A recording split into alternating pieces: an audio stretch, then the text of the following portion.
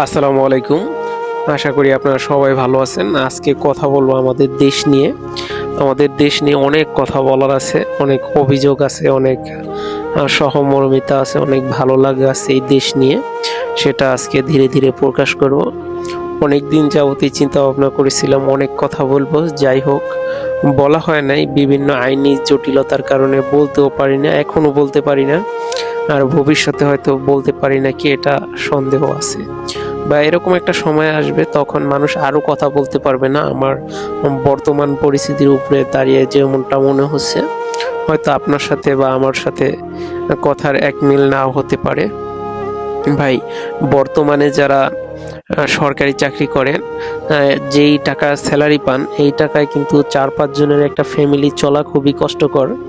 যারা নিম্ন গ্রেডগুলিতে কাজ করেন আর যারা উচ্চ গ্রেডে কাজ করেন, অনেক বয়স হয়ে গেছে, অনেক দিন চাকরির বয়স হয়ে গেছে, তারা দেখা গেছে বেতন স্যালারি ট্যালারি সব কিছু মিলে খরচ ভালো একটা স্যালারি পান, তাদের ফ্যামিলিটা চলে যায়। আর যারা কম টাকায় যারা এই চাকরিটা করেন, মানে বেতন যাদের কম, তাদের হয়তো টানাপূরণ হয়ে যায়। আর ভাই, বেসরকারি খাতের কি কথা কি বলবো ভাই। বেসরকারি যে চাকরিগুলি আছে ভাই, এগুলির অবস্থা মনে করলেন যারা নিম্ন পদে আর কি ছোটোখাটো জবগুলি করে, তাদের নিয়ে আজকে কথা বলা। তো আমিও এরকম একটা ভুক্তভোগী, তো এই বিষয়ে এই জন্য কথা বলবো ভাই।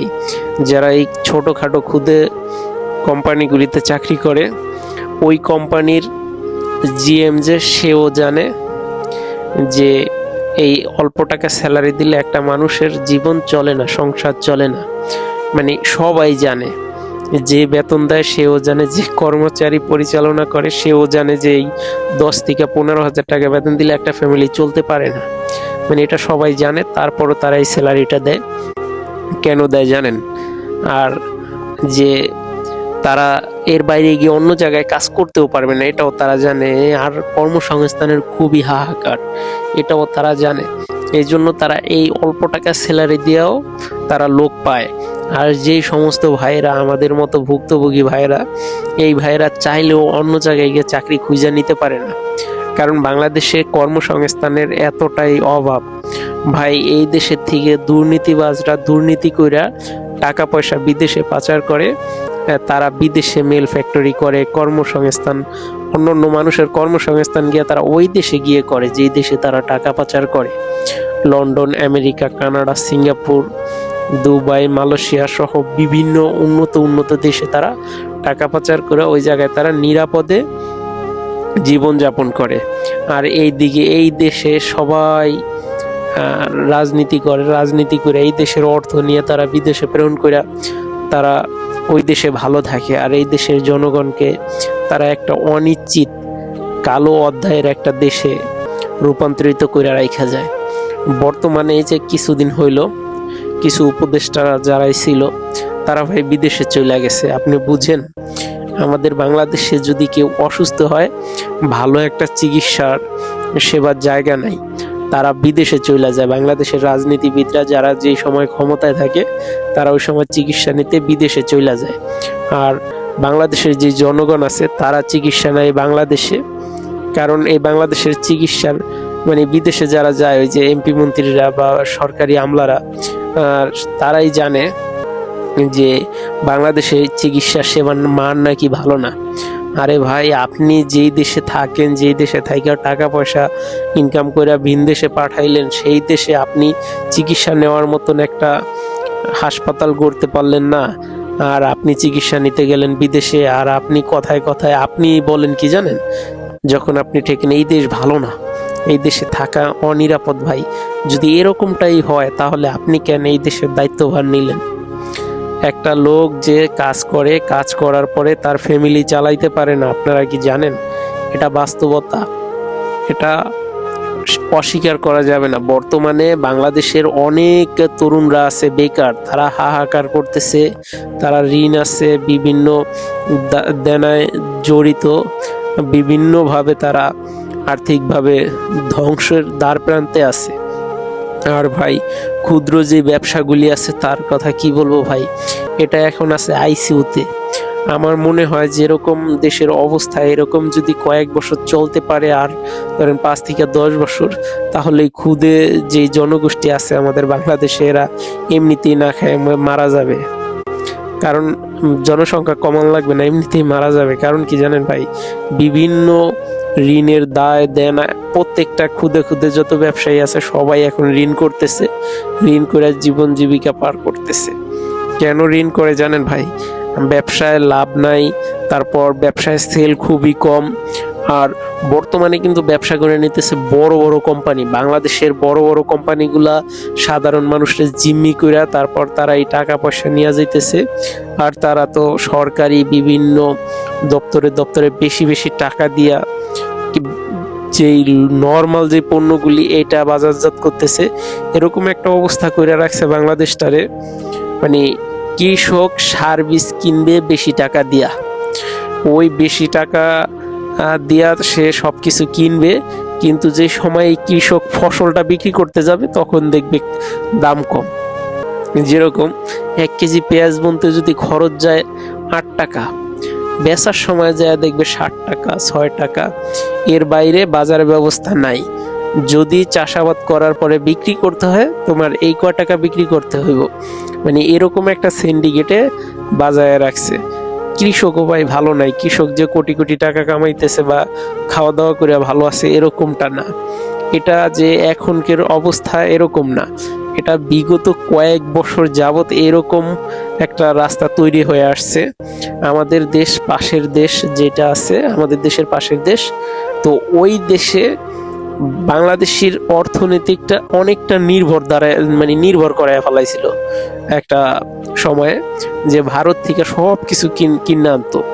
তো ভাই তাদের দেশের কৃষকরা কিন্তু লাভবান হইতো, আর আমাদের দেশের কৃষকরা মনে করলেন আলু চাষ করার পরে ঋণের টাকা শোধ না করার পরে আত্মহত্যা করতে হইতো।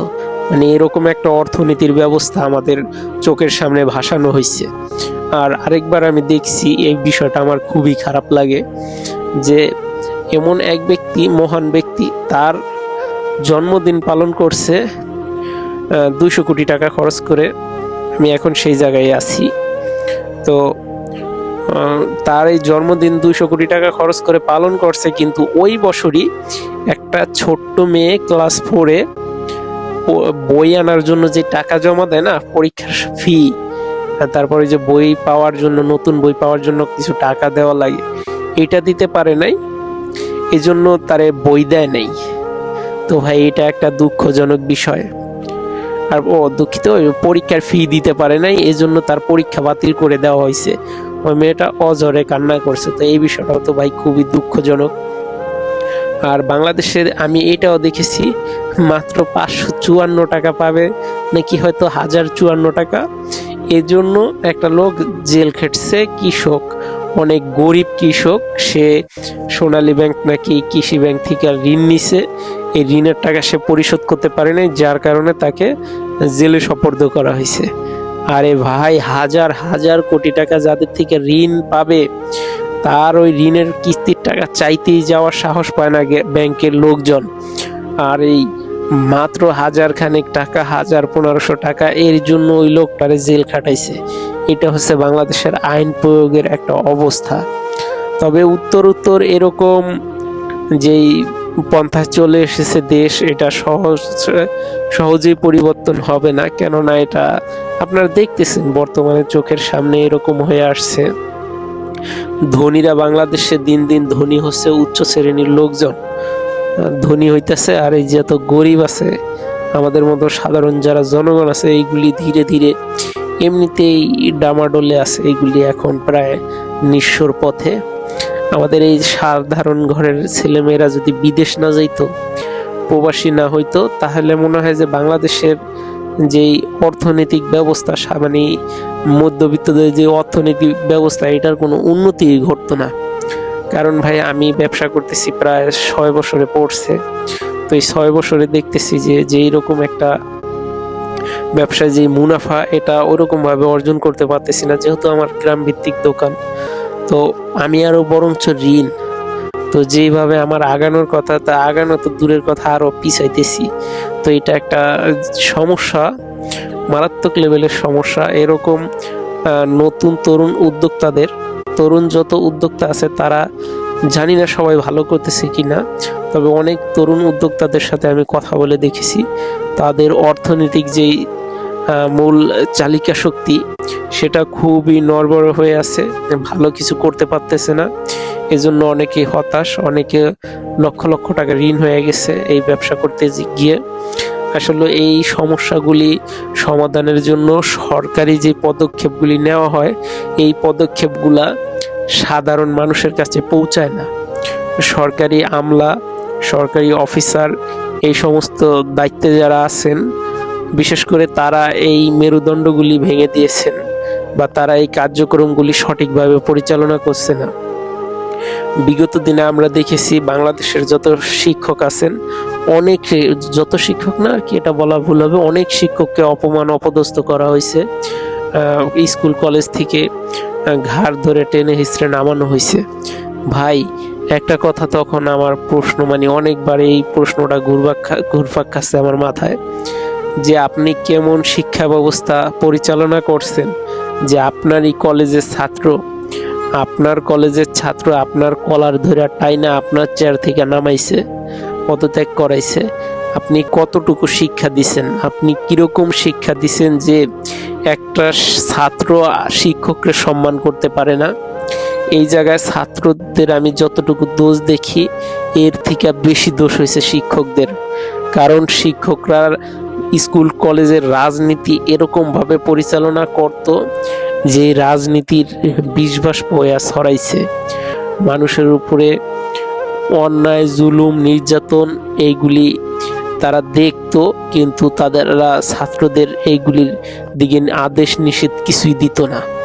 তারপর আবার অনেক স্কুল কলেজের ছাত্রদের রাজনৈতিক ক্ষেত্রে ব্যবহার করা হইতো। এটা ভাই অস্বীকার করা যাবে না। হয়তো আপনি আমার ভিডিওটা দেখতেছেন, আপনি আমার চারটা গালি দিতে পারেন, কিন্তু ভাই বাস্তবতা এটা কখনো অস্বীকার করা যাবে না। আজকে বা যে সময় এই কাহিনীগুলি হয়েছে তখন দেখা চোখের সামনে অনেক খারাপ লাগছে, কিন্তু বাস্তবতা যেটা এটা মানতে কষ্ট হলেও এটাই সত্য। তো এই সমস্ত ধরেন আমরা যারা আছি লোকজন, বাংলাদেশে যারা বসবাস করি, এরা প্রচুর পরিমাণ দুর্নীতিবাজ হয়ে থাকি। সবাই না, যদি সবাই দুর্নীতি করতো তাহলে তো এই দেশে কিছুই থাকতো না। তবে যারাই দুর্নীতি করি তারা সবাই ভালো হব, একটা সুন্দর সুশৃঙ্খল দেশ গড়ব, এরকম একটা শপথ নেই ভাই। আমি আমার জায়গায় যতটুকু আছি আমি দুর্নীতি রোধ করব বা আমি দুর্নীতি করব না, এরকম একটা শপথ নেন। আমাদের দেশে যে গভর্নমেন্টে আসুক বা পিছনে যারা গেছে, গভর্নমেন্টের দায়িত্ব যে পালন করছে তার দুর্নীতি না পাইলেও এই আমলা পয়লা নেতা খেতা এইগুলিরা দুর্নীতি করে হাজার হাজার কোটি টাকা কামাই নিছে। তো এরকমটা হয়েছে, আমরা প্রায়শই কিন্তু এগুলি দেখছি, নিউজে আসছে। আমি যে কথাগুলি বলছি এগুলি অনেক নিউজে আমি দেখছি, তারপরে এই কথাগুলি বলতেছি, আর নয়তো এই কথাগুলি বলতাম না। তো ভাই সর্বশেষ কথা যেটা, ধরেন আমি একজন ক্ষুদ্র মানুষ, তো আমার যেটা সমস্যা এই সমস্যাটা নিয়ে আমি কথা বলা শুরু করেছিলাম। তো দেখলাম যে আমার এই ক্ষুদ্র সমস্যার যেই সমস্যা এটা তুলে ধরতে গেলে পুরা দেশের যেই সমস্যাগুলি আছে এটা সমস্ত সমস্যাগুলি নিয়ে কথা বলতে হয়, এই জন্য এত কথা বলা হইল। আর অনেক কথাই বললাম, যদি এই কথায় ভুল ত্রুটি হয়ে থাকে তাহলে ক্ষমা সুন্দর দৃষ্টিতে দেখবেন।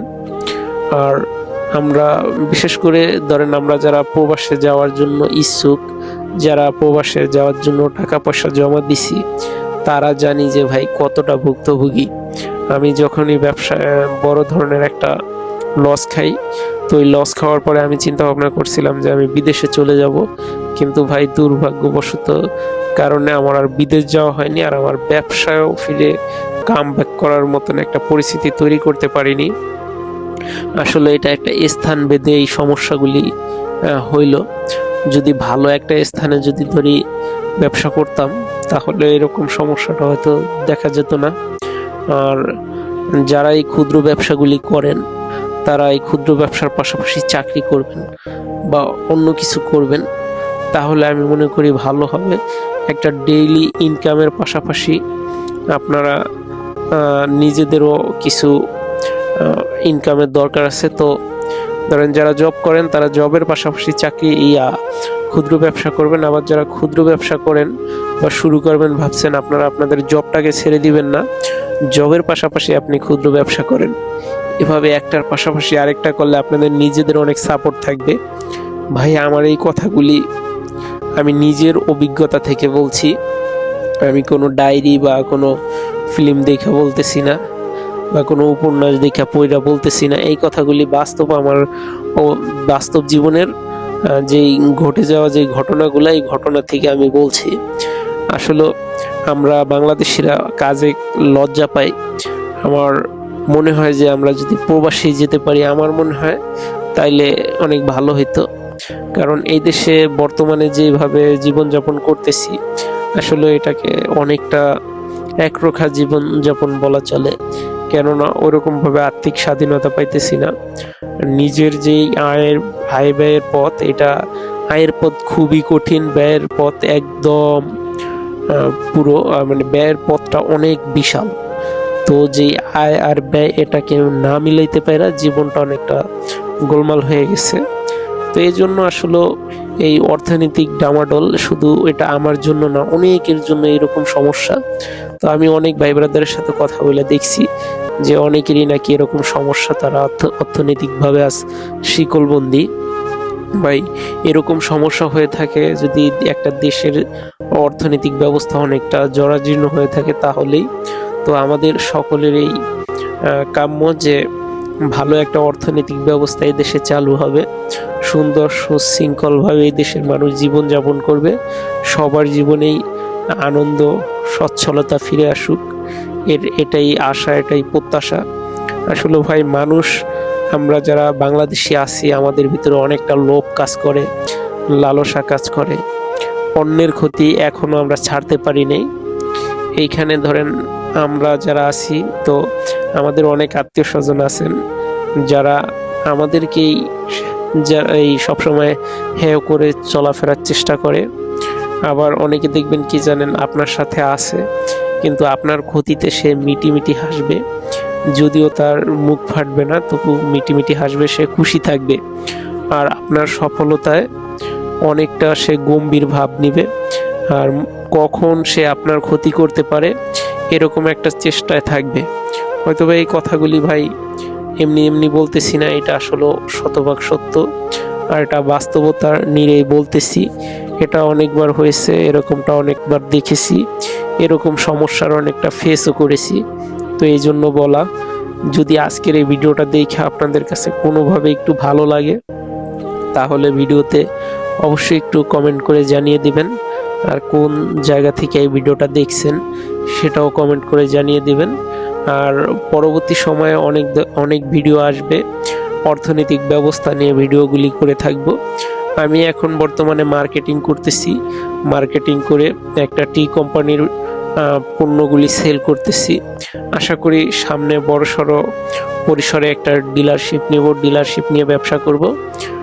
আপনারা সবাই দোয়া করবেন। আর যদি কারো এই পণ্যগুলি লাগে, পণ্যগুলি কিনতে চান, এই চাপাতির ব্যবসা করতে চান, তাহলে আমার সাথে যোগাযোগ করতে পারেন। ডেসক্রিপশনে আমি আমার ফোন নাম্বারটা দিয়ে দেব। বাংলাদেশের যে কোনো প্রান্তে এই পণ্য পাঠানো যাবে। যদি আপনাদের কারো প্রয়োজন হয়, মনে করেন যে বেকার আছি, ব্যবসা করব, তাহলে আমার সাথে যোগাযোগ করেন। ইনশাল্লাহ ভালো কিছু প্রফিট মার্জিনে আপনি ব্যবসা করতে পারবেন। ব্যবসা করলে হয়তো প্রথম পথ চলাটাও একটু কঠিন হবে, তবে ভবিষ্যতে সবকিছু মানিয়ে নিলে অনেকটা সহজ হয়ে যাবে।